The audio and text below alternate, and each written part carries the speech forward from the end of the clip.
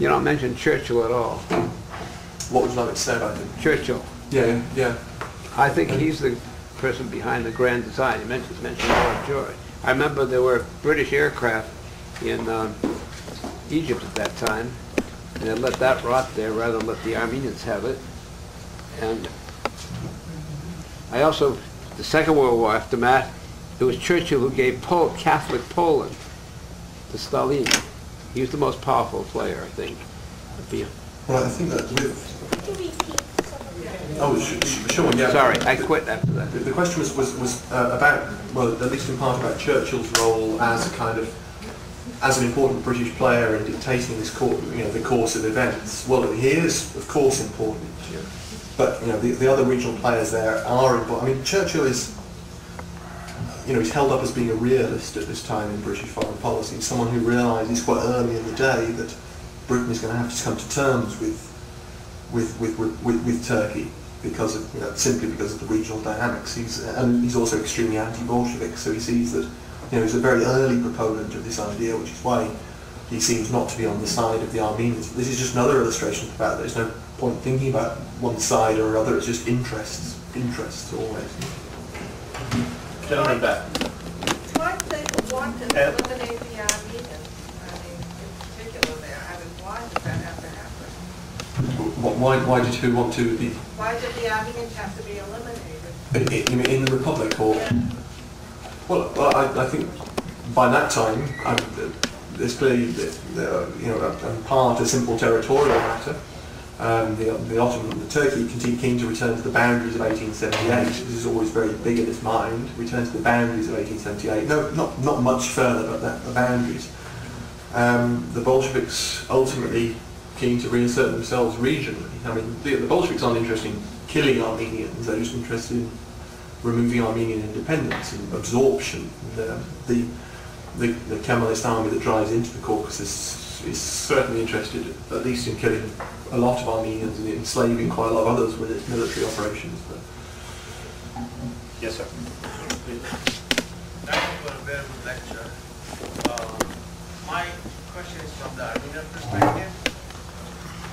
If you look at this whole history of the Armenians and the Turks from the second half of the 19th century to early 20th century, do you think the Armenians could have done anything to prevent genocide, short of, say, being Islamicized or Turkishized or eliminating themselves as a Christian minority? Yeah, the question was, from the mid-19th century when this dynamic really starts to build up, is there anything the Armenians could have done short effectively of forcibly assimilating themselves to prevent genocide? Well, it's a very good question. I can't really pretend to have an answer.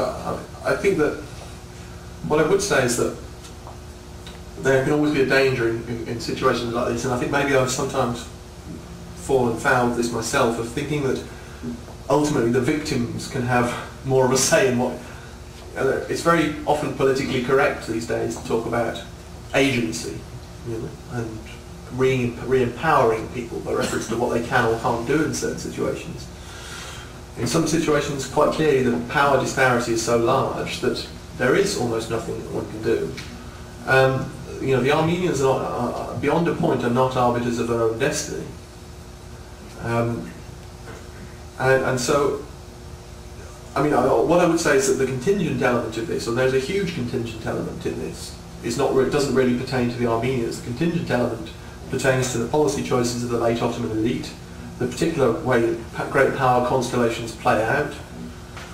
There's a possibility up until very late in the day that the Ottoman Empire would have entered the war on the other side. If the Ottoman Empire had entered the war on the side of the Allies, Britain and Russia, well, we'd not have had an Armenian genocide. I suspect we'd have had a kind of continuation of this ongoing practice of kind of, stealing from the Armenians, encouraging them to leave somehow, being, some forced assimilation. But, those are where I would build the elements of contingency in. I think that in the scope of normal political activity beyond some sort of bizarre policy choices that no human group would ever have made anyway, I don't think there is anything the Armenians could have done.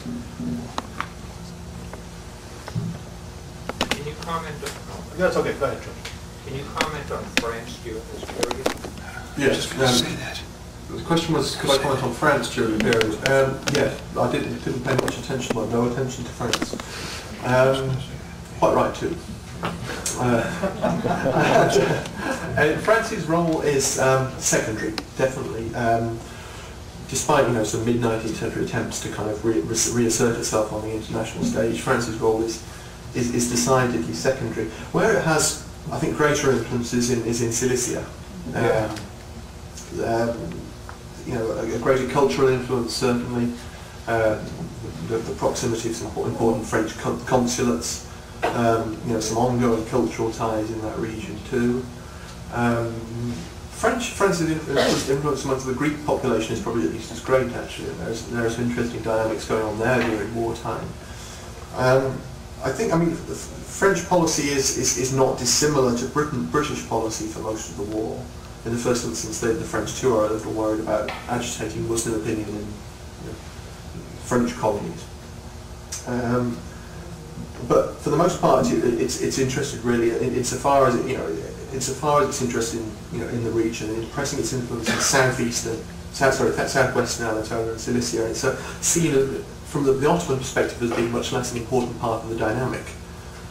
Certainly, as it kind of gets involved with the Armenian Legion in the second half of the war, it comes more onto the Ottoman radar as being an ally of the Armenians. But by that point, the genocide itself has largely happened, so I wouldn't really put the French as being an important part of the big dynamic building up to genocide. One thinks of the reform plan of 1914, this is primarily a matter for negotiation between Germany and Russia by that point, so even Britain's pulled a little bit further out. Its historical responsibility is still big. France isn't primarily involved in that process, so it's a relatively small role, I would say. Here and Yes. Thank you, Mark.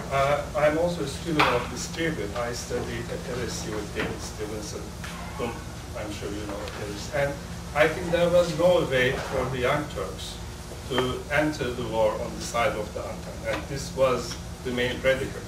There were at least 6 instances which they go and ask to become a member of the Entente and ask assurances of all sorts. It never happens. In May 1914, there was this last attempt at Livadia when the Tsar went there, and again nothing happened. And there was an explicit letter from Gray stopping the Russians to conclude an agreement of sorts with the Ottomans. So I think this was the main predicament. And I wouldn't be able to agree that they had a choice insofar as their choice of which side they will take. No, they didn't have also a choice in not becoming a neutral because they didn't have any power to sustain themselves as neutrals. And I think this is one important predicament. I think it's very important point. So yeah, I'm sorry if I gave the impression that this was an option that was open to the Ottomans. Obviously, it wasn't after once the British had said no, but it was something that was on the table from the Ottoman perspective. Oh, yes. And had that been taken up by the British, we're not going to have genocide. Exactly.